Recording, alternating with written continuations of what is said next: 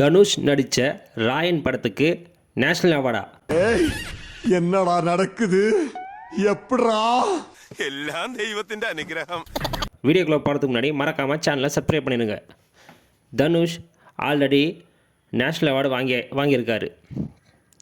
First ஆடுகளம் படத்துக்கும்.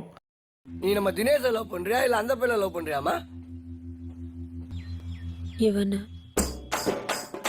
அசுரன் படத்துக்கும் national award வாங்கியிருக்காரு. ஆடுகளம் படத்துலேயும் சரி, அசுரன் படத்துலேயும் சரி, ஆக்டிங்கில் பெஸ்ட்டு ஆக்டிங்கே இவர் கொடுத்துருக்காரு. அது யாராலும் மறுக்க முடியாது. ஏன்னா இவரை போல் யாருனாலும் நடிக்க முடியாத அளவுக்கு அசுரன் படத்தில் அந்த அளவுக்கு நல்லாவே நடிச்சிருக்காரு தனுஷ். நீ அவனோட எதிர்த்து ஜெயிக்கணும்னு நினச்சின்னா படி, நல்லா படித்து ஒரு அதிகாரத்தில் போய் உக்காரு. ஆனால் இப்போ என்னன்னு பார்த்தா 2024க்கான நேஷ்னல் அவார்டை வந்து அறிவிச்சிருக்காங்க. இதில் பெஸ்ட் ஃபிலிம்னு ராயன் படத்தை சூஸ் பண்ணியிருக்காங்க. ராயன் படம் பார்த்தா தனுஷ் தான் டைரக்ஷன் பண்ணது. தனுஷுக்கு தான் அறிவிச்சிருக்காங்க. ராயன் படம் பார்த்தா ஃபஸ்ட் ஹாஃப் வந்து நல்லாவே எடுத்திருப்பாங்க. செகண்ட் ஹாஃப் பார்த்தா கிளைமேக்ஸு எப்படி இருக்கும்னு பார்க்கவே முடியாத அளவுக்கு இருக்கும் கிளைமேக்ஸ். அது எப்படின்னு சொல்லணும்னா, தனுஷுக்கு 2 தம்பிங்க இருப்பாங்க. 2 தம்பிங்க ஒரு தங்கச்சின்னு இருப்பாங்க. செகண்ட் ஹாஃபில் வில்லன் கூட சேர்ந்துருவாங்க. வில்லன் கூட சேர்ந்து அவங்க தங்கச்சிக்கு அபியூஸ் நடக்கும். அதுக்கு ஹெல்ப் பண்ணுவாங்க. வில்லன் கேங்கோட சேர்ந்து ஹெல்ப் பண்ணுவாங்க. இப்படி ஒரு கேவலமான காட்சியை வச்சுட்டு இதுக்கு நேஷ்னல் அவார்டு கொடுத்துருக்காங்க. ஏன்டா இந்த படத்துக்கெல்லாம் தேசிய விருது கிடைச்சுன்னு பேசுகிறேன். ராயன் படத்துக்கு எப்படி கொடுத்தாங்கன்னு தெரியல. நெக்ஸ்ட்டு பார்த்தா பெஸ்ட் ஃப்யூச்சர் ஃபிலிம்னு கேப்டன் மில்லர் படத்துக்கு கொடுத்துருக்காங்க. இவர் கேப்டன் மில்லர் படத்தில் போயிட்டு நான் இராணுவத்தில் போய் சேர்ந்து நாட்டுக்காக எதுனா பண்ணாரா என்னன்னு தெரில. எதுக்கு இது கேப்டன் மில்லர் படத்துக்கு கொடுத்தாங்கன்னு தெரில. I am the devil. தனுஷ்க்கு கிடைச்சிருக்க ஸ்பெஷல் அவார்ட் தனுஷ் அவர்களுக்கு நாங்க கொடுத்திருக்கோம். ஏன்னா அவ்வளவு பயங்கர காம்படிஷன். டேய் இதெல்லாம் கடவுளுக்கே அடுக்காதடா.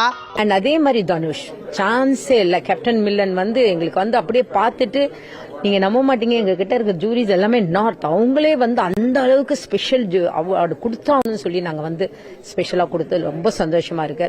இதில் உருப்படியாக கொடுத்ததே சிவகார்த்திகேயன் மற்றும் சாய் பல்லவி நடித்த அமரன் படத்துக்கு 3 நேஷ்னல் அவார்டு கொடுத்துருக்காங்க. உருப்படியாக கொடுத்ததே இந்த படம் தான் நினைக்கலாம். ஓய் மம்முட்டி ചേട്ടാ ഇന്ദു റെബേക്ക വർഗീസ് എനിക്ക് മമ്മൂട്ടിയെ ഇഷ്ടമാണ്. பெஸ்ட் டைரக்டர்னு ராஜ்குமார் பெரியசாமிக்கு கொடுத்துருக்காங்க. This is the face of the Indian Army. அப்புறமா சிறந்த பின்னணி இசைன்னு ஜீவ் பிரகாஷ்க்கு கொடுத்துருக்காங்க. ஜீவ் பிரகாஷ்க்கு 2 அவார்டு வாங்கிட்டாரு. இதோட சேர்த்தா 3 அவார்டு. ஃபஸ்ட்டு வந்து சூரரை போட்டு படத்துக்கு வாங்கிட்டாரு. காட்டு பயல கொஞ்சி போடா என்ன ஒரு காணி. நெக்ஸ்ட்டு வந்து வாத்தி படத்துக்கு வாங்கிட்டாரு. ஒரு தல காதல தந்த இந்த தருதல மனசுக்குள் வந்த. 3ஆவதாக இப்போ வந்து அமரன் படத்துக்கு வாங்குறாரு. இப்போ 3 படத்துக்கு வாங்கிட்டாரு. இதுக்கு வந்து தகுதி வாய்ந்தவர் தான் ஜீவ் பிரகாஷ்.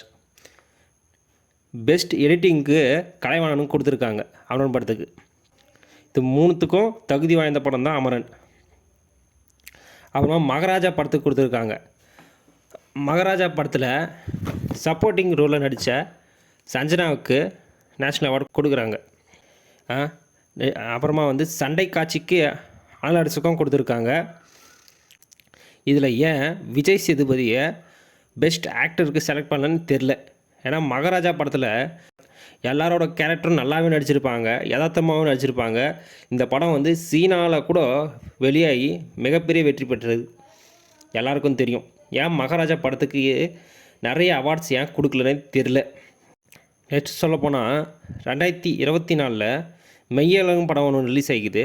அந்த மெய்யழகன் படம் பார்த்தோன்னா சவுண்ட் மிக்சிங்க்கு அவார்டு கொடுத்துருக்காங்க. இதில் மெய்யழகன் படம் ஃபீல் குட் மூவி. எல்லாரும் ரெக்கமெண்ட் பண்ணதே அந்த மெய்யழகன் படம் தான். One of my most favorite films in this entire decade is Mayalagam. மெய்யனும் பல வர ஒவ்வொரு காட்சியும் நல்லா தத்ரூபமாக அழகாகவே எடுத்துருப்பாங்க. இந்த படத்துக்கு ஏன் நேஷனல் அவார்டு கொடுக்கலன்னு யாரும் நேஷனல் அவார்டு கொடுக்கலன்னு ஏன்னு தெரில. தமிழ் படத்துல வேற என்ன படம் வந்து சிறந்த படத்துக்கு வந்து வந்திருக்கு? நிறைய படம் வந்தது சார். நிறைய படம் வந்து ஐ திங்க் மகாராஜா இருந்தது அதுல அதுக்கப்புறம் கார்த்திக் அரவிந்த் சுவாமி நடிச்ச படங்கள் இருந்தது. அவன் பேர் கூடவா தெரியாது? பேர்லாம் எனக்கு தெரியாது. பேர் கூட தெரியாம அது கூட தெரியாம என்ன மானாவுக்கு அப்புறமா தகுதி வாய்ந்த இன்னொன்று பண்ணால் மம்முட்டிக்கு பிராம யுகன்னு மம்முட்டிக்கு பெஸ்ட் ஆக்டர் அவார்டு கொடுத்துருப்பாங்க. இது வந்து தகுதி வாய்ந்தது போனால் அந்த படம் வந்து நல்லாவே இருந்துச்சு. 2024 பார்த்தோன்னா அயோத்தி ஃபீல் குட் மூவி, அந்த படத்துக்கு ஏன் தரலன்னு இது வரைக்குமே தெரில.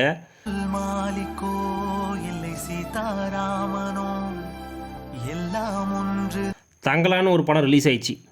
அதெல்லாம் தெரியலையா இவங்க கண்ணுக்கு. தங்கலான்னு படத்தில் சியான் விக்ரம் அந்த கேரக்டராகவே வாழ்ந்திருப்பார். தாத்தா மகன் பேரன்னு 3 கேரக்டராகவே வாழ்ந்திருப்பார். அவருக்கு ஏன் நேஷ்னல் அவார்டு கொடுக்கலன்னு இது வரையுமே தெரில.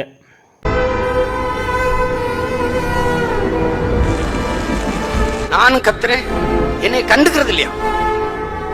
நானும் அதை பத்தி கவலைப்படுறேன். ஒரு நாள் நீ என்னை தேடுவ. ரொம்ப நாளா ஒருத்தன் கத்திட்டு இருந்தான்.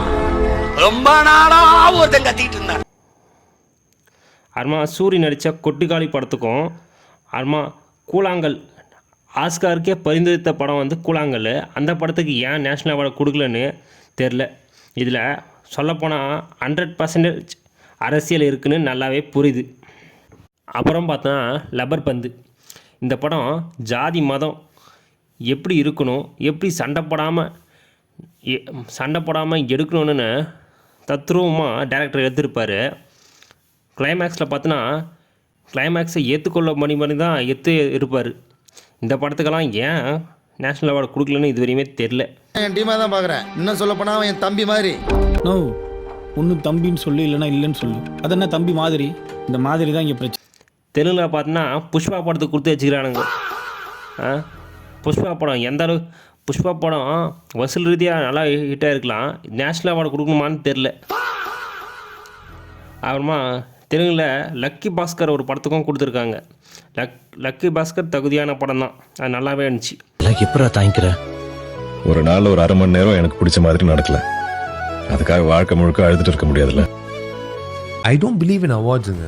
அவார்ட்ஸ் எல்லாம் பைத்தியக்காரத்தனம். என்ன 4 பேர் உட்காந்துக்கிட்டு 7 கோடி மக்களுக்கு என்ன பிடிச்ச நடிகர், பிடிச்ச படம், பிடிச்ச துணை நடிகர் சொல்றவங்கலாம் இவங்க 4 பேர் என்ன மேதாவீங்களா? எனக்கு புரியல. நீங்க சர்வே எடுங்க, மக்கள் சர்வே தான் முக்கியம். நீங்க பாட்டு வந்து நீங்க 8 பேர் முடிவு பண்ணிட்டு இவங்க தான் பெஸ்ட் ஆக்டர் அப்படின்னா ஐ don't believe in. It's a bullshit thing. I don't believe in awards. Not because I didn't get an award. That is not the thing. நான் அவார்டு ஒரு வேளை வாங்கினேன்னா போற வழியில் ஒன்று குப்பை தொட்டியில் போட்டுருவேன், தப்பா நினைக்காதீங்க. இல்லைனா அது கோல்டுன்னு இருந்தா கண்டிப்பா போற வழியில் அடகு வச்சுட்டு நான் வந்து அந்த பணத்தை வந்து நான் ஏதாவது அன்னதானம் ஏதாவது பண்ணிடுவேன். எனக்கு அவார்டெல்லாம் கொடுத்துறாதீங்க. Give it to the best deserving நாமினின்னு. பிகாஸ் நீங்கள் எந்த படத்துக்கு நேஷ்னல் அவார்டு கொடுத்தா நல்லாயிருக்குன்னு மறக்காமல் கமெண்ட் பண்ணுங்கள்.